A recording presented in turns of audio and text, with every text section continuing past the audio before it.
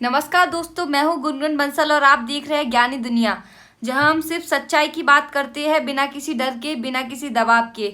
आज का मामला सिर्फ एक केस नहीं बल्कि एक आवाज है। वो आवाज उस महिला की, उस सफाई कर्मी की, जो सालों से एक दर्द को अपने सीने में दबाए जी रही थी। धर्म स्थल कर्नाटक का एक छोटा सा शहर, लेकिन यहाँ की जमीन आज भी कई अनकहे राज अपने अंदर छिपाए और दबाए बैठी है। क्या है वो राज? क्या है ऐसी चीज जो दुनिया से छिपी हुई बैठी है, जिनके बारे में लोग जागरूक नहीं है? बात करते हैं ऐसे ही केस के बारे में जो धर्मस्थल के कर्नाटक में हुआ था। जानते हैं मामला क्या है? करीब 10 साल पहले एक 50 साल की सैनिशन बर्कर ने आरोप लगाया था कि उसे कई शवों को जबरदस्ती जमीन में दफनाने के लिए मजबूर किया गया था। लेकिन बात सिर्फ यहाँ तक नहीं रुकी।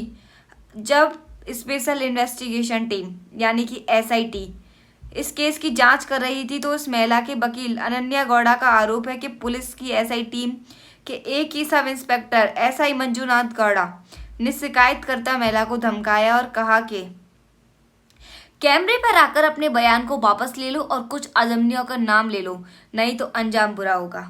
अब सोचिए, एक महिला जो पहले ही सिस्टम से टूटी हुई है, उस पर पूरे से दबाव बनाया जा रहा है। क्या यही है हमारी कानून व्यवस्था? मैं सरकार से प्रश्न कर रही हूँ, क्या यही है आपकी व्यवस्था?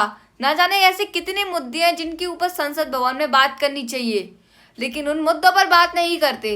ऐसे मुद्दों पर बात करते हैं जिन पर बात करने का कोई तर्क नहीं है, जो अपने आप में सत्यता है। मैं करंट पार्टी और अपोजिशन पार्टी दोनों से प्रश्न पूछ रही हूँ, क्या आपके पास इतना करेज है कि उस मुद्दे को संसद में उठाया जा सके? एसएससी प्रोटेस्ट के मुद्दे को संसद में उठाया जा सके? कितने बच्चों का भविष्य दांव पे लग रहा है। मैं पूछ रही हूँ सरकार से, क्या आपके पास है इस प्रश्न का उत्तर? मेरी जैसी अनकही ना जाने कितनी आवाजें आपसे पूछ रही हैं। आप जानते हैं कि सवालों के घेरे में इस एसआईटी बेस्ड का रोल क्या था? एसआईटी का मकसद होता है निष्पक्ष जांच, लेकिन जब उसी टीम की एक एसआई एक महिला को धमकाए कि वो कैमरे पर जाकर अपने पुराने बयान को वापस ले ले, तो क्या हम उसे निष्पक्ष कह सकते हैं? वकील के मुताबिक महिला ने यह भी कहा कि एसआई ने मोबाइल फोन के जरिए कॉल करके उसे मेंटल प्रेशर दिया। यह सिर्फ दबाव नहीं, यह एक गवाही की दबाने की साजिश है। कब्र खोदी गई लेकिन सबूत नहीं मिला। एसआईटी ने वो जगह भी खुदवाई जहां महिला ने शव दफनाने का दावा किया था, साइट नंबर 9 और 10, लेकिन 5 दिन की खुदाई के बाद कोई भी स्केलेटल रिमेन्स नहीं मिले। क्या इसका मतलब महिला झूठ बोल रही है? जरूरी नहीं। 10 साल पुरानी दफन की गई लाशें मिट्टी में पूरी तरह घुल सकती हैं, या फिर सबूत मिटाए भी जा सकते हैं। बेंगलुरु में प्रोटेस्ट सामना मनस्कार वेद का। जब ये खबर सामने आई तो एक सामाजिक संगठन सामना मनस्कार वेदिका ने बेंगलुरु के फ्रीडम पार्क में प्रदर्शन किया, प्रोटेस्ट किया, धरना रखा और उनकी मांग थी कि इस केस की स्वतंत्र जांच हो और एसआईटी की एसआई पर भी एक अलग से केस चले, क्योंकि अगर जांच करने वाले ही दोषी बने तो न्याय की उम्मीद किससे की जाएगी? सवाल जो आज हर किसी को पूछने चाहिए, क्या एक करीब महिला की गवाही सिर्फ इसलिए खारिज कर दी जाएगी क्योंकि उसके पास एक पावर नहीं है, या वो गरीब है, या वो दरिद्रता में अपना जीवन जी रही है, या वो एक सफाई कर्मचारी थी? क्या एसआईटी जैसे संवेदनशील जांच एजेंसी के अंदर भी भ्रष्टाचार घुस गया है? हम किस पर ट्रस्ट करें और किस पर नहीं, क्योंकि सब तो घूसखोरी से भरे हुई हैं। छोटे से लेकर बड़े तक कर्मचारी सबको अपना मतलब है। जनता मर रही है, सड़ रही है, पिस रही है, इस बात से सरकार को कोई लेना देना नहीं। क्या भारत की न्याय व्यवस्था अब भी अमीर और गरीब में फर्क करती है?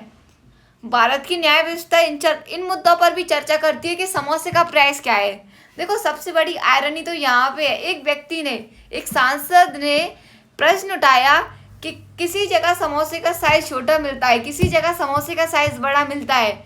बताइए, इतनी मूर्खता भरे इनके प्रश्न थे। इनसे क्या उम्मीद करेंगे कि देश की सरकार को चलाएंगे? ऐसे लोगों से क्या कहा जा सकता है?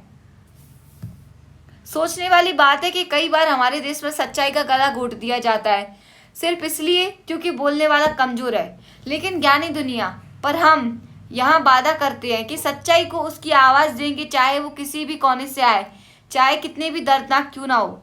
सिस्टम से लड़ना आसान नहीं होता, पर अगर हम चुप रहे तो अन्याय हमेशा जीतेगा। जहाँ भी आपको हमेशा गलत दिखता है, अपनी आवाज़ उठाओ, क्योंकि जब आप दबते हो तो लोग आपको और दबाते हैं, तो सरकार भी यही करेगी।